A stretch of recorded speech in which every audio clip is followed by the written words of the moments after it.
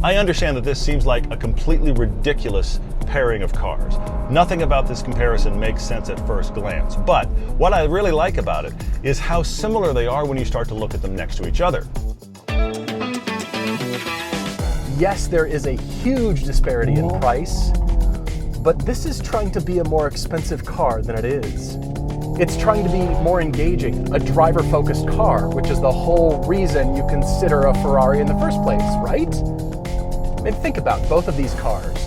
The i5N is here without really any competitors. I mean, an EV-focused track car that's a four-seater?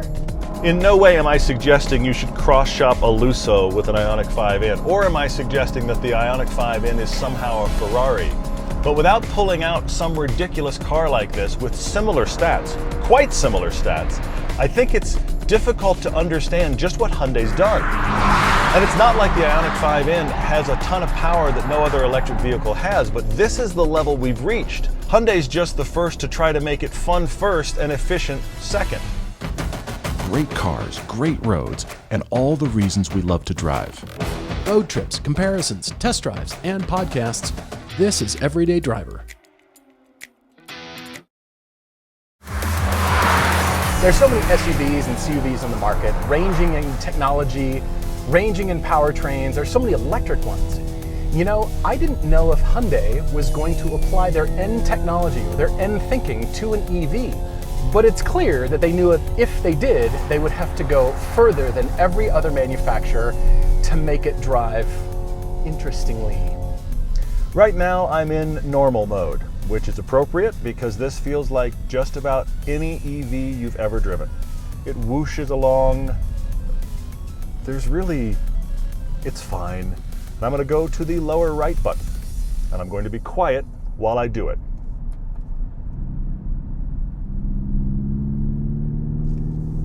I gained an exhaust note. I gained a varying exhaust note depending upon what gear I'm in. When did I get gears? Well, here in the Ioniq, they have introduced a shiftable EV. This is an 8-speed imaginary clutch. That's right. You choose your custom modes and you have 3 engine sounds to choose from. I'm in ignition mode because the other 2 are not really great. So at every upshift and downshift, you're getting sound. Hyundai has made that thinking the cornerstone of the Ioniq 5N. There's no reason for this to have any of these noises or any of these behaviors. They're trying to make an electric SUV feel like a gasoline performance car. To create engagement, to go backwards, this proves that enthusiast buyers want something that sounds great.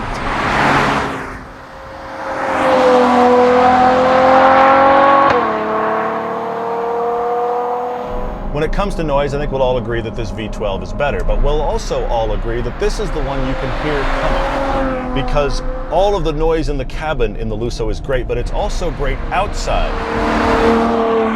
Sound is why you buy a V12. Sound is why Ferrari will hopefully continue to always build V12 engines.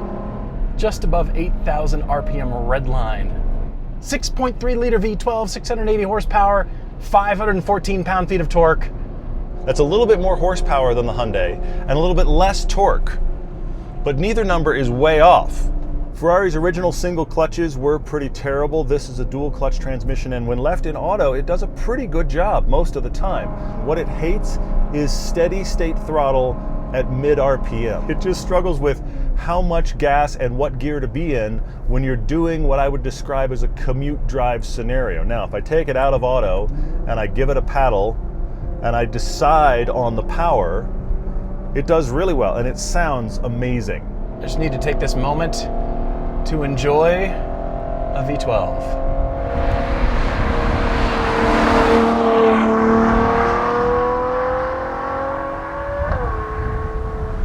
Driving the V12, yes. V12, I've got a V12. I'm taking the V12 today. The what? It's such a different level. Have you noticed? Everyone says they're dying out, and they haven't died out. I mean, this is a 2017, but V12s are still in the market. As of this recording, you can still buy V12s.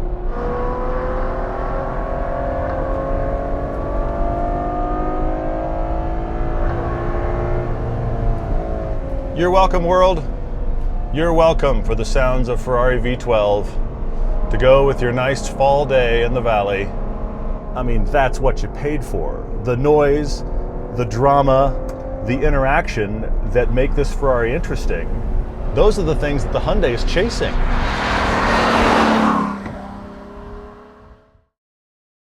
Everyday Driver is brought to you by Griot's Garage. Use the code DRIVER10 for 10% off your order at griotsgarage.com. The shifting is so intriguing to me. Hyundai is doing what Ferrari's customers demanded 25 years ago. You remember when Ferrari phased out all the manual transmissions and went to paddle-style F1 transmissions?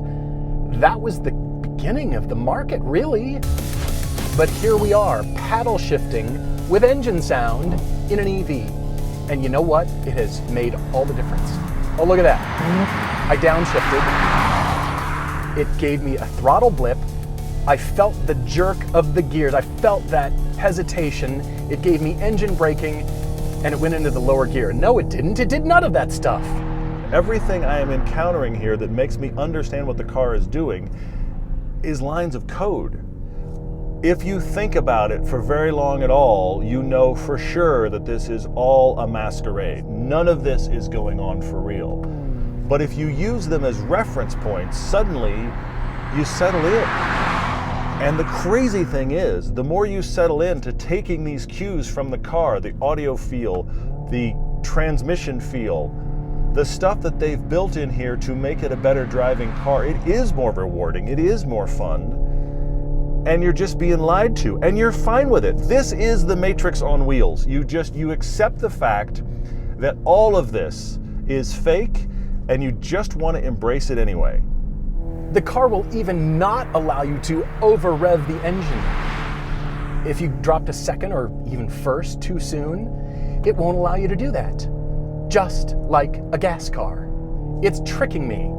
The car is lying to all of us. And I'm fine with it. They've made it louder on acceleration. It's softer coming into corners like this. Oh, that back pressure. It's got popcorn, an EV that has popcorn. This is a brave new world. I'm driving it differently. What this has taught me is how much we as drivers need reference points for the performance that we're tapping into.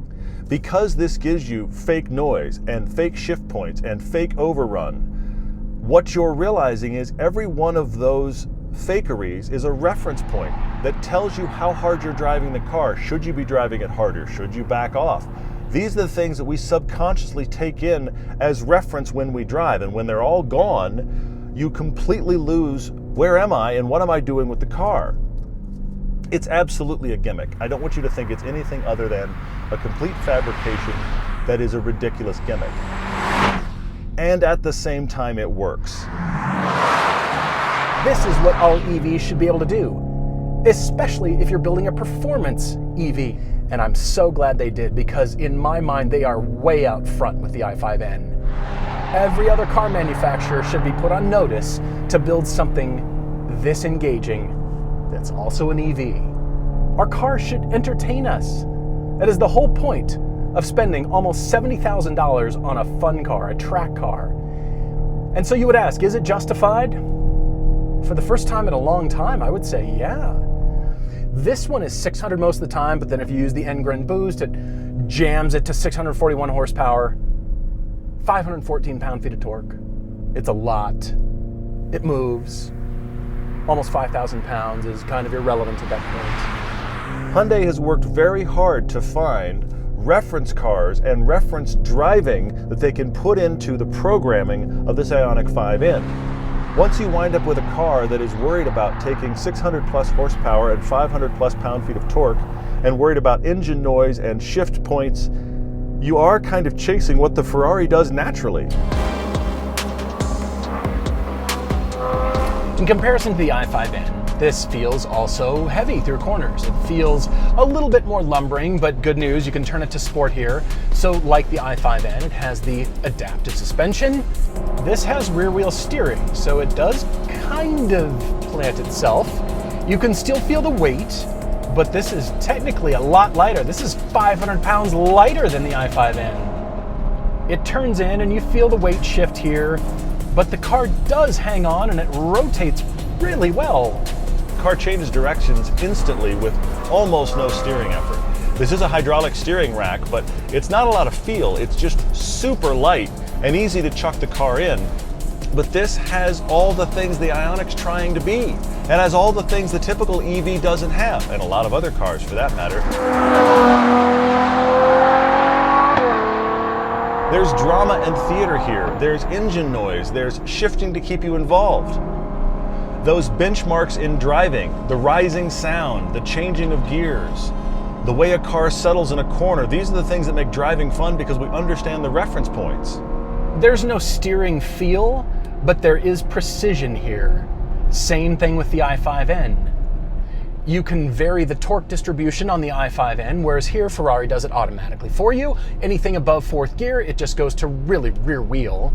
It doesn't dance necessarily. At no point does the weight or size disappear, but it wasn't built to be anything but a GT car. This car hustles. It does. This is definitely agile. There is Ferrari magic here. There is something going on that lets you know that this is engaging and different and fun. On the back half of the corner, as all of the weight settles, you can tell this is just a heavy car. This has the carbon ceramics. It needs the carbon ceramics because at speed, this has a lot of weight. The brakes need to be good, and they are. It's got the adjustable suspension that changes down here with your little lever, change it to sport. What's cool on the Ferrari is it has a button to make the suspension soft, bumpy road mode. You can still push this while your sport mode is on and soften the suspension temporarily if you're going through a rough patch. This thing flies down the road.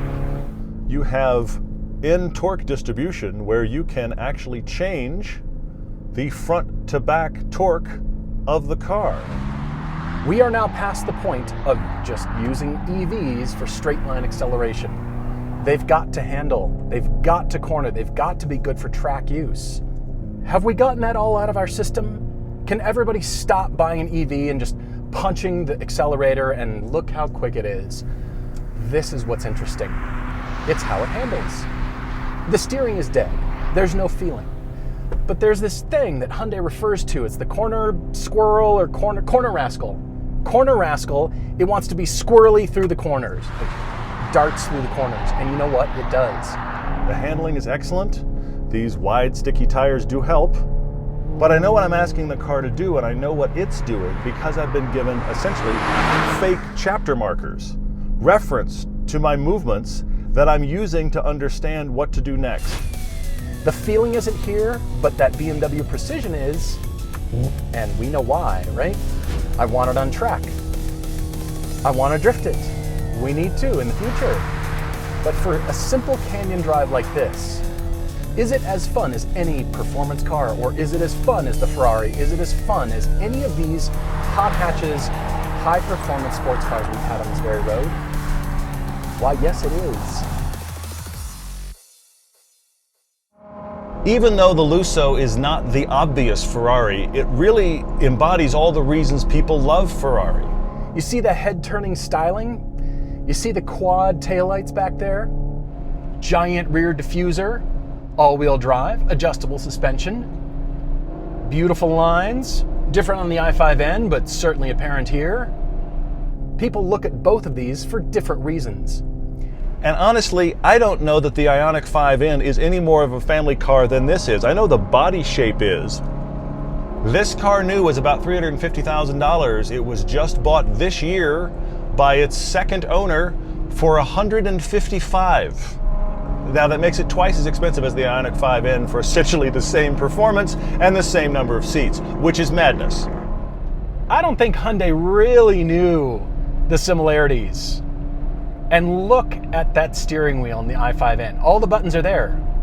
Ferrari's known for putting everything on the steering wheel. That's kind of their jam. And now it's Hyundai's too. Ferrari may have pioneered it, but Hyundai has followed the lead with the number of buttons and switches and absurdity going on the steering wheel. There are no stalks on this car anymore. This is something that Ferrari is doing across the board. So yes, your blinkers are up here, your wipers are a toggle right here, you've got your mode switch, you've got engine start stop, adjustment to your dampers, it's all right here. The tach is the only thing that matters. And the i5N has a tach, and that's the only thing that matters.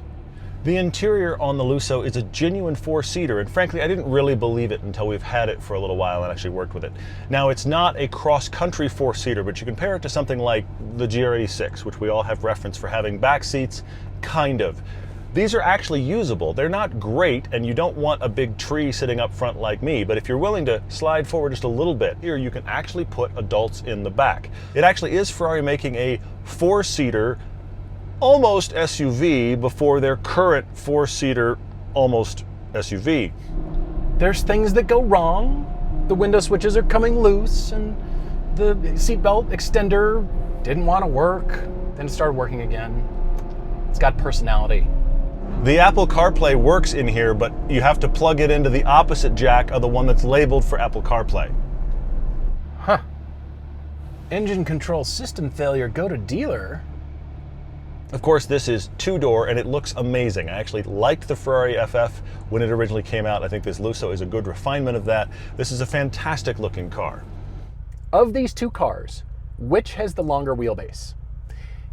It is a trick question. If you guess the Ioniq 5N, you would be right. The i5N has really taken on Hyundai's style, and what they've done to the end performance of this, it looks great from every angle.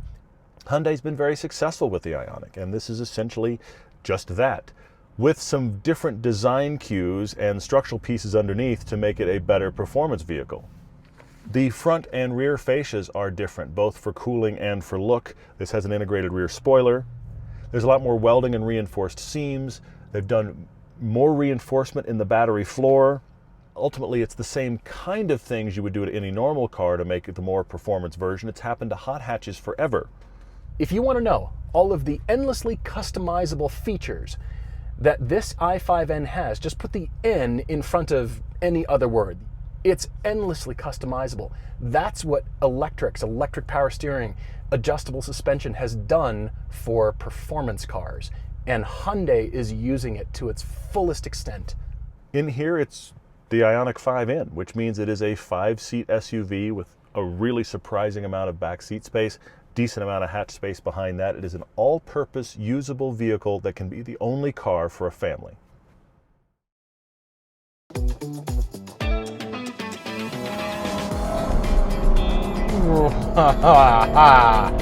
I think I might be becoming more of a Ferrari fan. The more Ferraris we drive, the more Paul wants to be a Ferrari owner. I don't know what that says.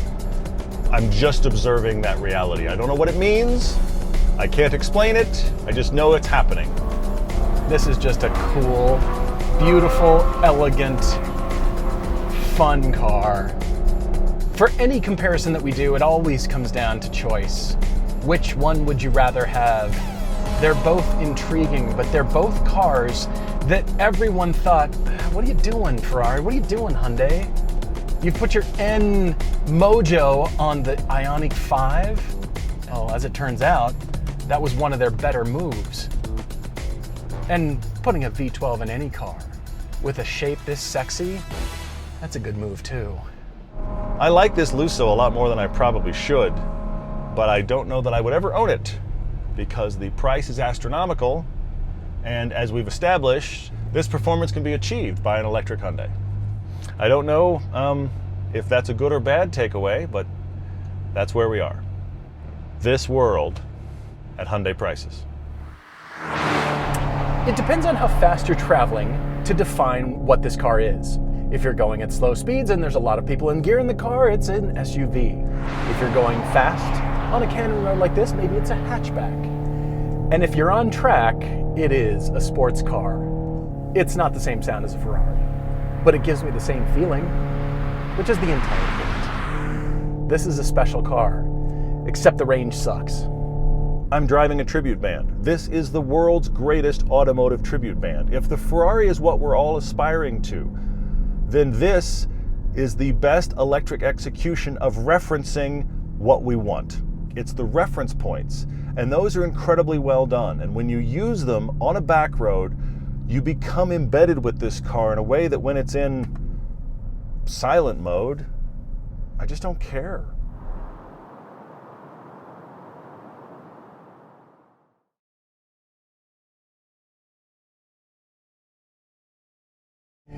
There's a Subaru ahead of me.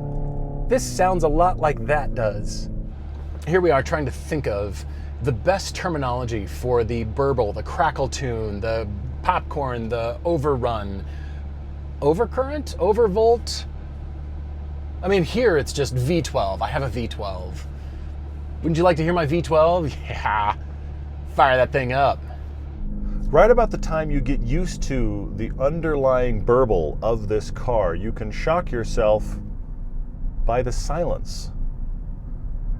I'm literally muting the engine. I just bink. I wonder if I could change it to Spanish.